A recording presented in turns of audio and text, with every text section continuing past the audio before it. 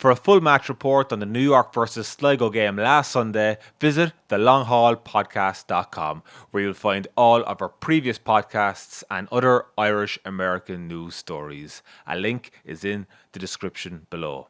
Follow us on Instagram, Facebook and Twitter at The Long Haul Podcast. I'm absolutely delighted to have the great Pat Spillane on the Long Haul Podcast with me today. Pat, are we all right there? Does it look all right? It looks perfect. We look. It's the first interview I've done drinking a can of Budweiser. Sure, there today. You could do it in New York. Cheers, good luck. New York obviously going on by 4 points today, Pat.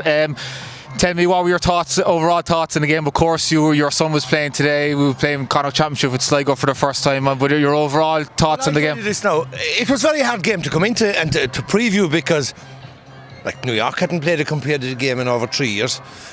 Sligo had played 7 National League games, 2 FPD games, plus a lot of competitive games. New York's only challenge game was against Salthill Knocknacarra, which I read up on the Long Haul Podcast and listened to it. I would have thought Sligo would probably win well, but at midway during the game, if you were asked which team have been off for 3 years and which team have been training, you'd have said, gee, Sligo haven't played for 3 years. New York was, look, you don't want to be condescending or patronising, but this was a damn good game of football. What is it? This was the 22nd championship game New York have played and they've lost 21. They probably could have beaten Roscommon and Leitrim in 16 and 17. But geez, today they probably left it behind them. They probably should have won. They were the better team, played the better football, played lovely football. The best individual displays were all from New York players. Alan Campbell, the cornerback, number 2. Captain Jamie Boyle, was it? Yeah. He was superb.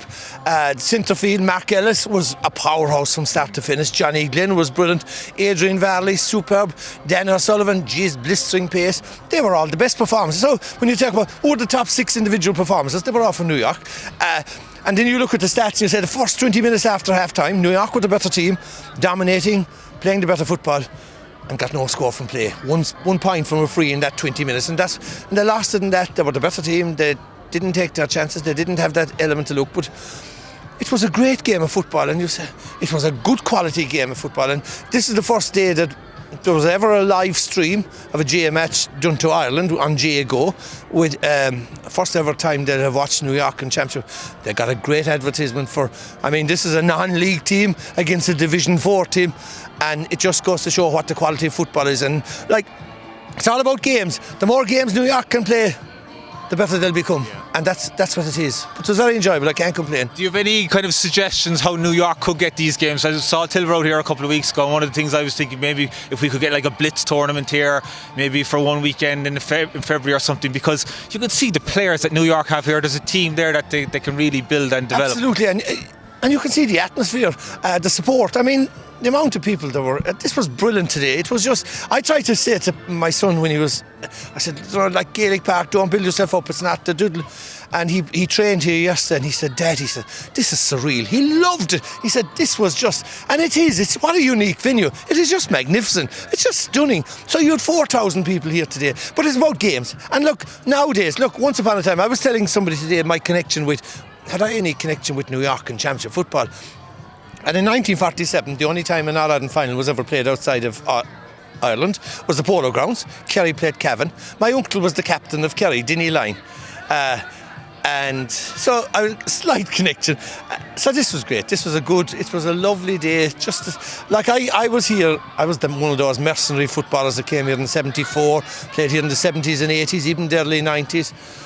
This was like old times, because this is Ireland. This is the best of Ireland. And what we're seeing now is, the big difference. I came in 74, in the 70s, 80s, 90s. And this is a sad thing in a way. And I don't mean it, but like in the 70s, 80s, 90s, this was full of fellas who hadn't been back home for 20 years or 30 years. Yeah. But it's a new generation of Irish people. But the new generation of Irish people out here are young, educated Irish people. They're great. They're the few. And it's sad in a way. I look at them and I meet so many of them there today and I say, Jesus Christ. They're nurses, they're doctors, they're teachers, and they get yellow pack wages at home and they're being forced abroad. And this was just brilliant. And I wrote an article today and I said, look, the future from New York is about Mullinógi agus Tukishe, developing youth, and they're obviously doing a good job. And that's because I remember twice we came out here with Kerry, and I did coaching sessions with the New York young Féile girls team. Oh geez, they were stunning. They were brilliant footballers. But it's about getting games. Yeah. But look, New York and America, or America and Ireland, it's only a stone's throw away now. When Kerry when the Polo Grounds was played, Cavan came by plane. It took them 30 hours. Kerry came by boat. It took them 5 days. Now it's only a short top. So if there's a will, there's a way. Should New York be playing National Football League football? Of course they should be. No different than fucking London. Excuse language. No different than London. And you don't improve without playing games. Yeah. And hopefully New York will take the Talton Cup now series, and they'll get, because, geez, they'll give it if they play football like they did today. Yeah. And like I said, I don't mean to be condescending or patronising, but they were fucking very good. They were very, very good. So, look, it was a great atmosphere, a great thing, and whatever like that. So, and I'd be half emotional because, our young lad never got a game with Kerry, never got a chance with his club, and I never thought I'd be working on the Sunday game and commentating and saying my son has just come on in a Connacht Championship game for Sligo, so it's lovely. So I cheer for him. And he came on towards the end, but he had an impact when he came on? He did. He played great 15 minutes. He's a great engine. He's a great pace.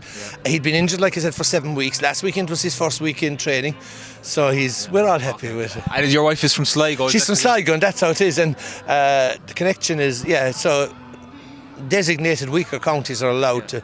I don't know how many players ago. And my wife was from Sligo, but now they didn't play football, but she has a Connacht and a Sligo County Championship medal with score singing. Okay. So there's no pressure on Pat. The mother already has a Sligo and a Connacht title. Tell me, you just finally, you mentioned you were out here before in the 70s and 80s. Was it Donegal you played with before? I played with everyone. I swear to God. I came. And what was the situation like back there? Was it the weekends you'd come in for 2 weeks? Sometimes I used to come out on a Saturday and be back at work teaching and bantering on a Monday morning. I think I came about, no exaggeration, I swear to God, I think I came about 40 times. Wow. I mean, I did. I played with Limerick Juniors, Clare Juniors, Kerry Juniors, Tyrone Seniors, Donegal Seniors, Donegal Juniors. I had a great time. And it's different here now. We've got the AstroTurf here. Look, in some of those games, the referee blew the whistle at the start, and he blew the whistle to finish the game. And it was free for all. And the imported player and the high-profile player, was. But I was saying, I was right about it in the Sunday World today. I said, did I ever play well out there? And I said, oh Jesus, I was a bad investment. I swear to God, because I said two things. I mean, you found yourself in New York. You're playing for a club in the New York Championship, and you'd say, well, right, I must take this serious. I'm in the zone, focus. Right, they brought me out. Yeah. And then I was saying in the paper today in the Sunday World, I said, but then the chimpanzee in my head was telling me, I'm in the fucking wildest city in the world. Hey man, go out and enjoy yourself. And the chimpanzee sadly won out most times, but great times. Now, there were great games now. There were great occasions because Park was full, huge high profile, but that's short term. Like, to have a long term future is about youth. You were never out here long term, were you? It was just no. Summer stunts? No, I was a teacher, so the great thing for the teacher, midterm break was the New York semi-finals and finals. So I got 10 days out of New York. And there was great people involved. And I actually was writing today in the paper, and I said, the best non-Kerry footballer I ever played with was out here. Frank McGuigan. He was just on a different planet. He was just the exhibitions he gave here, fielding, centre field, was just unbelievable. Great, he was a class act. But I mean, we played in the 1982 All-Ireland final, or the 1982 New York final. Now, I was injured. I was due to have my cruciate knee operation a couple of weeks later, but I didn't tell the Donegal fellas, and I said, look, so they brought me out for the week. And then the day before I said, look, my knee isn't great. So maybe, could I play wing back? It's out of the way. So I played right half back in the New York final. Only time I ever played back in my life. But that New York final, I think, and this will tell you the crazy thing about it. I mean, how it was gone bananas. There was certainly 30 plus players imported from Ireland. the teams are so strong that some fellas who had played in the All-Ireland final a couple of weeks earlier in the 1982 All-Ireland final were only subs. They couldn't make it on the field. So, like those days were they were great short term, but not long term for the future. What's your call for the championship this year? Kerry. Last year I would have put my shirt on Kerry. I couldn't see them being beaten. And they were deservedly beaten by Tyrone. And this year, I still fancy Kerry. That's my wife watching. I still fancy Kerry. They're the better team. The best team, and unfortunately the best team is still 2 months to go. There's a lot of... I fancy Kerry. Yeah. Would I put my house in them? No. Yeah. No, but they have the players, they have the talent, and they're a good league. So, but Dublin haven't gone away. Tyrone will be thereabouts. And Mayo, you never write them off, you know? Yeah, no problem, Pat. So anyway, well done. Thanks very much. Well done on all the job you're doing with Long. Well done. You just called into the long haul. Thanks. Does she want to come in? No, she doesn't. Follow us on Instagram, Facebook and Twitter at The Long Haul Podcast. For a full match report on the New York versus Sligo game last Sunday, visit thelonghaulpodcast.com, where you'll find all of our previous podcasts, including our big interview with Meath football legend Graham Geraghty. We also have a host of other Irish American news stories on the website. A link is in the description below.